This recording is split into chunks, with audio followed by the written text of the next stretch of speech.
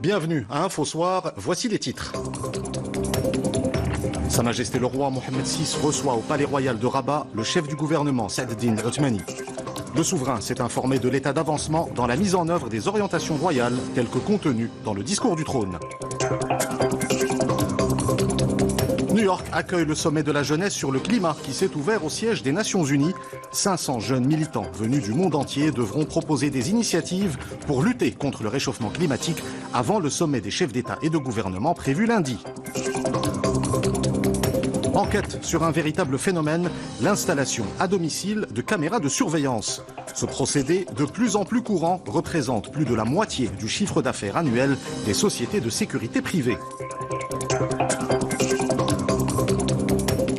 Des créations inédites de Mohamed Mlihi sont présentées à Marrakech pour rendre hommage à l'un des pionniers de l'art contemporain marocain.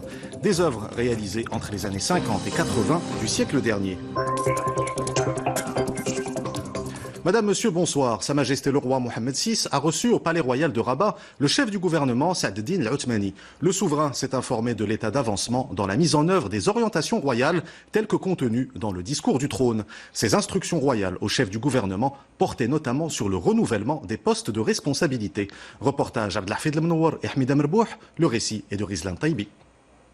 Il y a 7 semaines, lors du discours du trône, Sa Majesté le roi Mohamed VI avait chargé Saad Eddine Othmani de lui soumettre à l'horizon de la rentrée des propositions visant à renouveler et enrichir les postes de responsabilité. Et c'est afin de s'informer de l'état d'avancement dans la mise en œuvre de ces orientations que le souverain a reçu le chef du gouvernement aujourd'hui. Le 29 juillet dernier, Sa Majesté le roi Mohamed VI avait donné ses hautes instructions de pourvoir l'administration et le gouvernement de profils de haut niveau dotés d'une nouvelle mentalité choisi selon les critères de compétences et de mérite pour réunir les conditions de réussite des grands chantiers nationaux.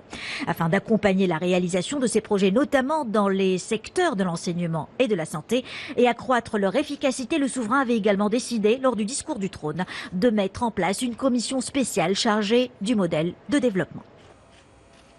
Et en prévision du renouvellement de l'équipe gouvernementale, les discussions se poursuivent entre formations politiques. Les pourparlers entre les composantes de la coalition gouvernementale concernent notamment la structure du gouvernement et le nombre de départements ministériels. Reportage Abdelhafid Lemnouar et Mustafa Sadouni. Le récit est de Amina Ben Khalq. Les tractations se poursuivent pour former un nouveau gouvernement. C'est ce qu'a affirmé il y a 48 heures le porte-parole de l'exécutif au sujet du remaniement ministériel. Une brève déclaration qui ne révèle toutefois aucun détail sur l'évolution des discussions entre Saad Eddine Othmani et les chefs des 5 autres partis de la majorité.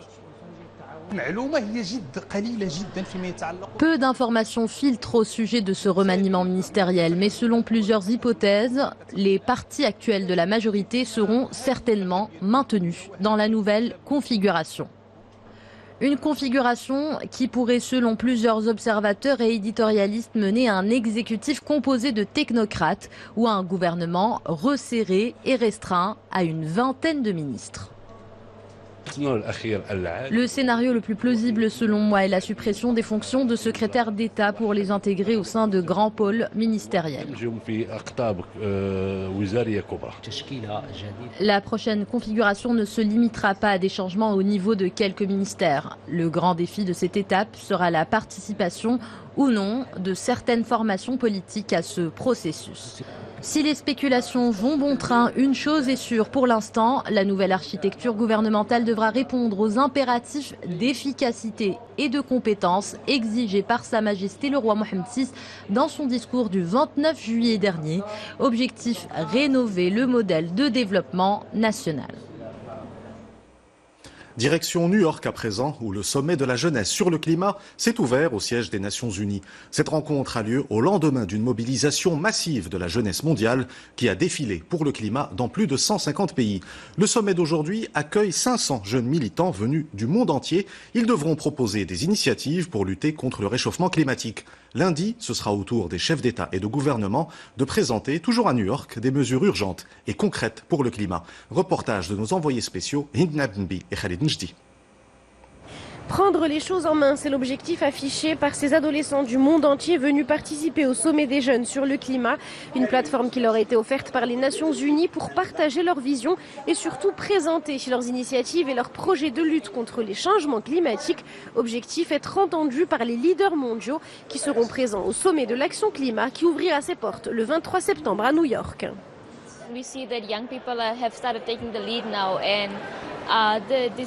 Les jeunes prennent aujourd'hui l'initiative et ce sommet est une opportunité de présenter des idées innovantes et des solutions qui nous conviennent pour qu'elles soient reprises au sommet de l'action climat lundi.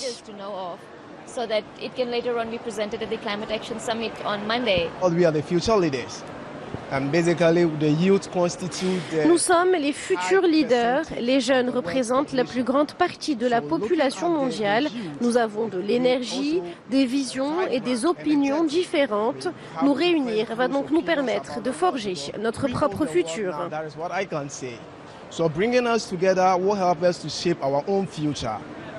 Ce sommet est également l'occasion pour les jeunes venus des zones les plus vulnérables et les plus touchées par les dérèglements climatiques de témoigner de leur quotidien. Ils appellent à l'application de l'accord de Paris, à la prise en compte des rapports scientifiques les plus alarmants sur le sujet, mais également au respect des spécificités des régions et des communautés les plus touchées. Voilà, comme il y a un changement climatique, ceux qui sont aussi plus frappés, ce sont les personnes vulnérables et les personnes handicapées.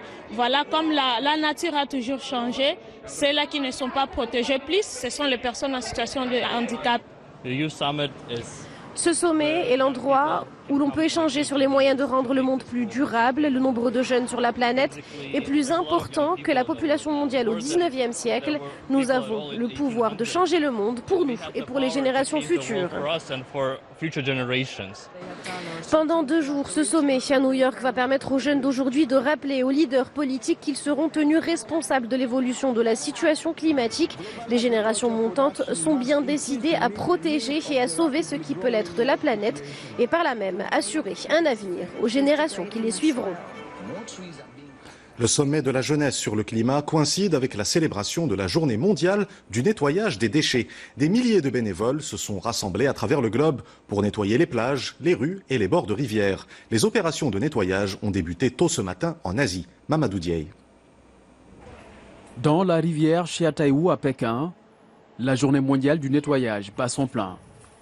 Ces volontaires se sont engagés dans une chasse aux ordures pour la symbolique célébrée dans plusieurs coins de la planète. En organisant ces activités, nous espérons que plus de gens comprendront que la protection de l'environnement est de leur ressort. Beaucoup de gens peuvent protéger l'environnement simplement en faisant une petite action. Je pense que les personnes qui jettent des ordures ont conscience de faire quelque chose de mal, mais ils sont quand même trop paresseuses pour trouver une poubelle. Le constat est le même aux Philippines. Plusieurs milliers de volontaires à pied d'œuvre pour assainir les côtes. Un des objectifs de cette journée est d'attirer l'attention sur le niveau de pollution de notre cadre de vie et surtout au niveau des océans. Ça me rend triste d'être ici pour voir ces ordures à perte de vue. Mais c'est le résultat de la vie des Philippins dans leur ensemble. Mais au moins nous sommes ici maintenant pour tenter de corriger toutes ces erreurs. Lancée le 15 septembre 2018 dans 150 pays dans le monde, la journée est célébrée le 21 septembre de chaque année, tous mobilisés pour une cause, se retrousser les manches pour un geste utile à l'environnement. La gestion des déchets est une problématique environnementale majeure en Méditerranée. Plus de 600 000 tonnes de plastique sont rejetées en mer au niveau de l'espace méditerranéen. Au Maroc, près d'Al Hoceima, experts et sociétés civiles s'inquiètent de l'accumulation de déchets plastiques sur la plage de Sabadia et dans les zones rurales avoisinantes. C'est un reportage de Fouad Azzouzi et Mohamed Hajoub. Le récit est de Mehdi Foudi. C'est une décharge à ciel ouvert. La plage Sabadia d'Al Hoceima est envahie par les bouteilles et déchets plastiques. Ce sont près de 600 000 tonnes de plastique déversées chaque année dans la Méditerranée, soit l'équivalent de 34 000 bouteilles par minute. Un constat alarmant qui met à la fois en danger la mer et la nature. Depuis 1950 jusqu'à 2015, la production des déchets plastiques est de plus de 8 milliards de tonnes. Cette matière contient plusieurs composants indissolubles dans la nature. Alors que la dissolution d'un sachet de plastique nécessite une durée de 6 à 35 ans, celle d'une bouteille est de 450 ans. Ces déchets plastiques proviennent non seulement des grandes villes, mais également des villages avoisinants. Elles sont souvent transportées par les fleuves qui les rejettent à la mer.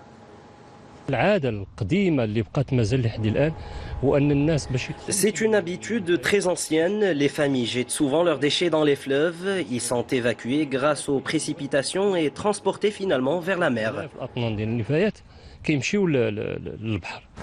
La Méditerranée compte 7% des microplastiques contenus dans les bouteilles. Ils se brisent en minuscules fragments pour qu'elles soient absorbées ensuite par les différentes espèces marines, ce qui affecte forcément notre chaîne alimentaire. Innover et imaginer de nouvelles sources de financement, c'est l'un des objectifs du 13e colloque international sur les finances publiques. L'événement s'est tenu à Rabat. Les débats ont porté sur 3 thèmes majeurs: la fiscalité locale, les impératifs du développement et le financement des investissements locaux. Assurer une bonne gestion des finances publiques, c'est l'une des missions de la Trésorerie générale du Royaume. Cette institution, qui a fêté son centenaire en 2017, joue un rôle essentiel dans l'économie nationale. Jihan Doublali et Mouloudi Zindine nous présentent dans ce reportage les principales missions de la Trésorerie. Le récit est de Nzam Hachi. Mohamed Masmoudi est trésorier ministériel auprès du ministère de l'Intérieur. Ce cadre supérieur au sein de la Trésorerie générale du Royaume accumule 30 années d'expérience, ce qui font de lui un fin connaisseur de la gestion financière en traitant différents dossiers. Mes missions concernaient le contrôle des dépenses des directions régionales des ministères, comme par exemple celle de l'équipement ou celle de la santé.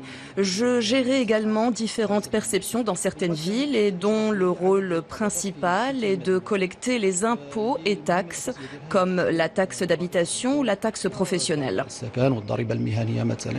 Le siège de la Trésorerie générale du Royaume à Rabat centralise toutes les opérations de contrôle des dépenses publiques et leur exécution. Elle se charge aussi du versement des salaires des 100 000 fonctionnaires des collectivités locales et de la fonction publique.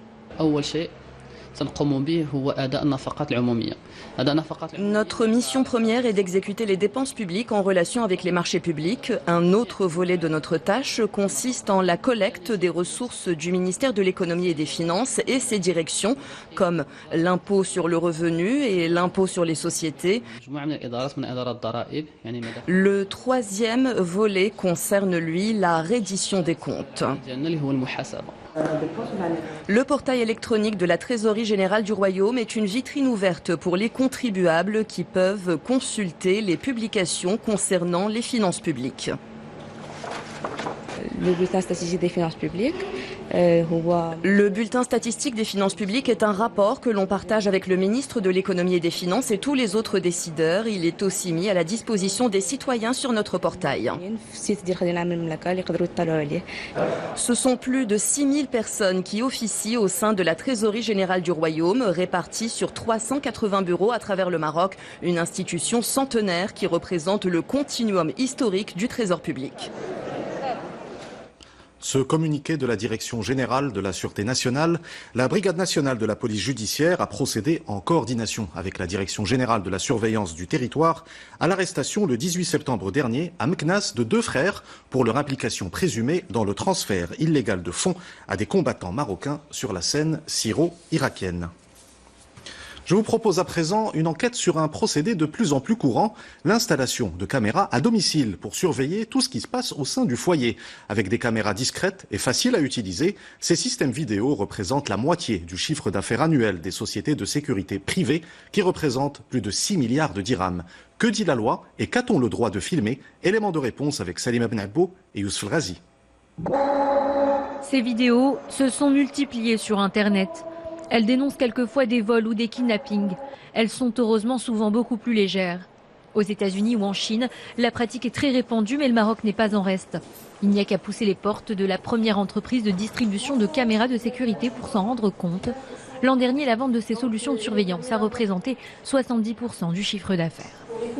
Il y a une vraie révolution sur le marché de vidéosurveillance qui s'est démocratisée ces dernières années et toute personne peut aujourd'hui équiper son domicile ou son commerce à des prix abordables, puisque à partir de 2500 dirhams, on peut avoir un système de qualité qui nous permet d'avoir une image claire, nette et en couleur, de jour comme de nuit. Des caméras de plus en plus sophistiquées et de plus en plus à la portée du grand public. Cette mère de famille a décidé d'installer de la vidéosurveillance à son domicile. 2 caméras à l'entrée, 2 autres dans son salon et une dans le jardin. Elle peut ainsi garder un œil sur sa maison et ce qui s'y passe depuis une application mobile en direct, moyennant une bonne connexion Internet. Il nous arrive de sortir, d'être ailleurs, et puis les enfants restent à la maison.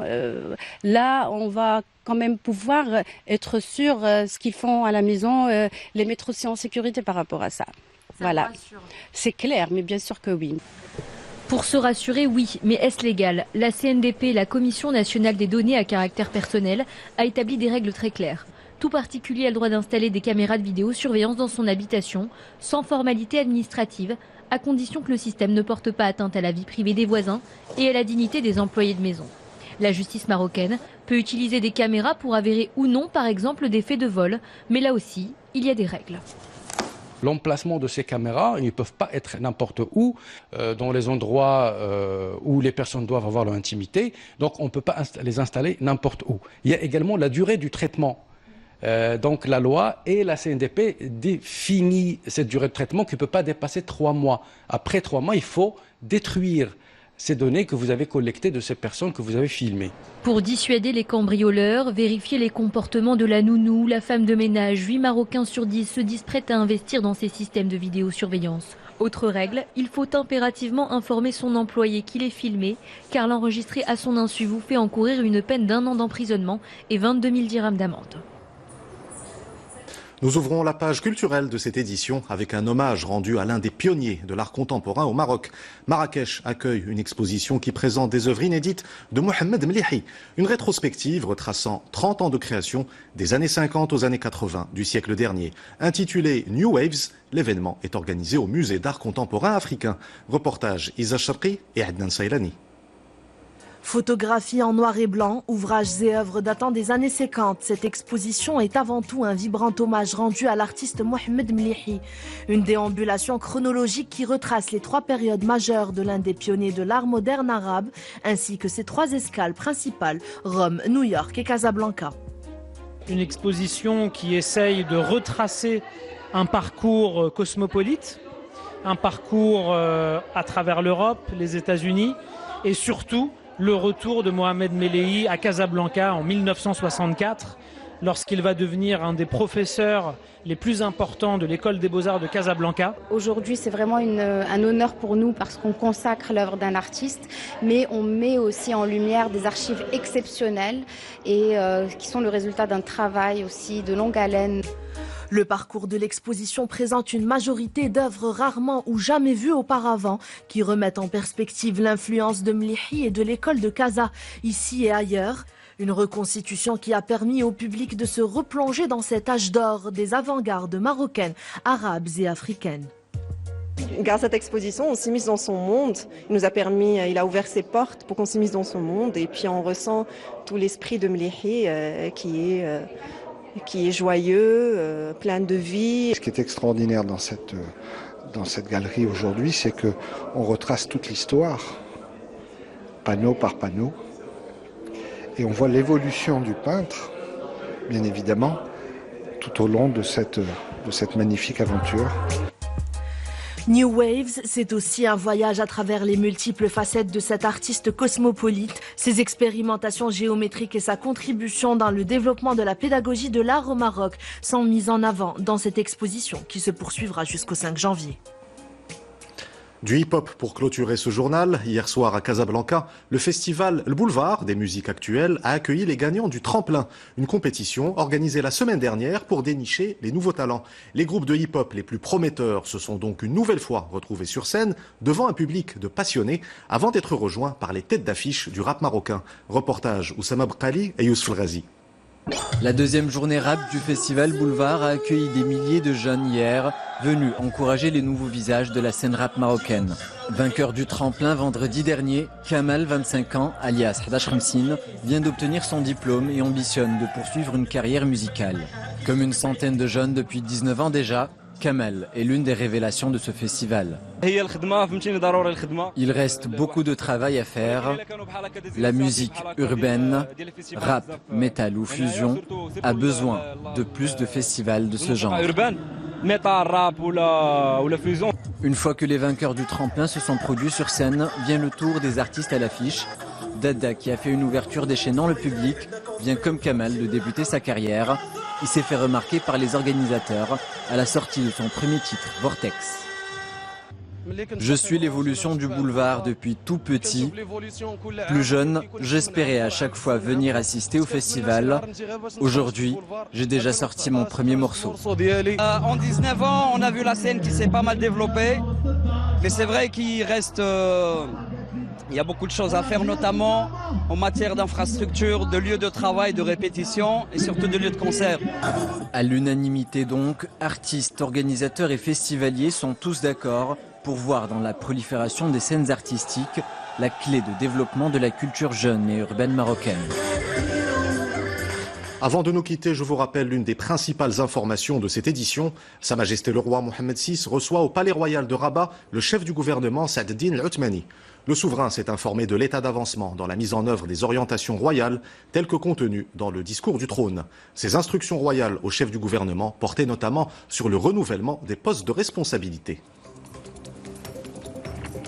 C'est la fin de cette édition. Vous retrouvez tout à l'heure Sana Rahimi pour Al Masaiya. Quant à moi, je vous dis à demain. Excellente soirée sur 2M.